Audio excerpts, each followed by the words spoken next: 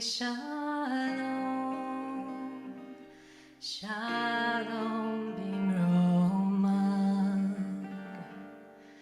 Jhos and Julie are visiting us from the San Francisco area, where Julie is on the staff of Svara, the queer yeshiva, and also runs a private bar mitzvah program, and where Jhos is the Magid, the official storyteller of the San Francisco JCC. Generally, the big container of Selichot, of these prayers seeking forgiveness, it's just a kind of a beautiful recognition and opportunity that our tradition offers to us. There's no expectation that we're not going to be human. There's no expectation that we're not going to make mistakes. Of course we are. And so having a toolkit, having a set of practices to first really touch in with ourselves with real depth and honesty, to have some spaciousness, to really examine our lives and to find the ways that what we had imagined or hoped for ourselves, some of those things have happened and many things haven't happened.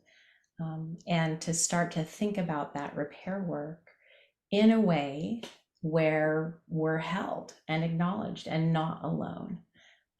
So for me, the specific moment is a kind of an invitation into some communal, both quietness, communal holding, communal support, to start to really have those conversations with ourselves. I kind of think about it like something just whispering, just starting to enter into our awareness at that moment, and then having the experience of the Yamim Noraim, the high holidays, to really let things come forward, to give them shape and words, to do that work. And then when Yom Kippur offers us the opportunity to speak aloud with strength and courage, that's a whole piece of a journey that I hope will be weaving together.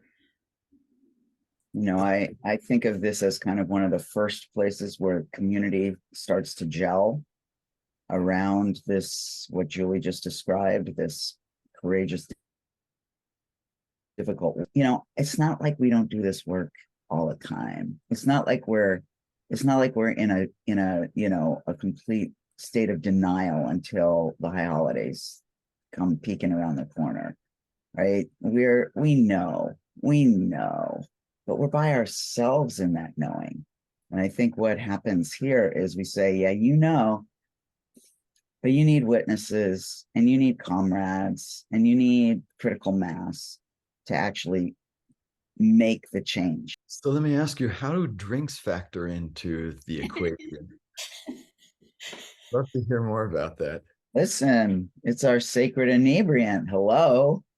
Right? I mean, you don't want to just live on Manischewitz alone. Yeah, so I'm a mixologist, and I'm also the child of alcoholics. And that's kind of an interesting place to be, because I know that alcohol is a toxin. I've seen what it can do to people. It's not at all pretty or funny. On the other hand, it's also it's Judaism's, it's our sacred inebriant. It's what we do to literally lift our heels, right, is what the rabbis say. Lift our heels, but not turn into a donkey. So it is all about like story and moderation and being self-aware and elevating our bodies through this, kind of mystical, magical elixir. And I think it needs to be approached with respect and joy, because it should make us a little joyful. But you all gave me a major throwdown here because you asked me to design a cocktail for like one of the least joyful parts of our entire liturgy here.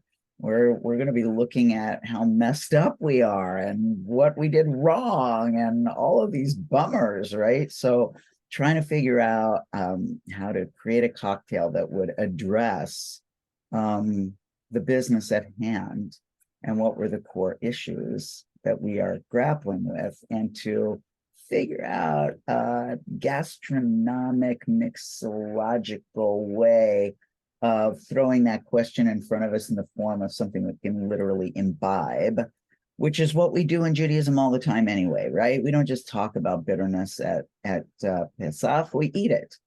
We don't just talk about, fresh, a fresh green new life. We eat it. We don't just talk about tears and sweat. We taste it. So I think this is actually right in line with all of those like big core Jewish practices. So if you want to find out how I solved that or how I decided to do that, yeah, you're just going to have to come. So in conclusion, everyone, we just want to welcome Julie, beautiful Shlichat Tzibur, leader of Holy Song and Communal Prayer, and Magid, Jhos singer, a preacher in the very most real sense of the word. And we want to let you know that along with this promotional video, you'll find a link to Jhos's Eli talk, which I highly recommend that you watch, about being a partner with God in creating oneself. Shana Tova.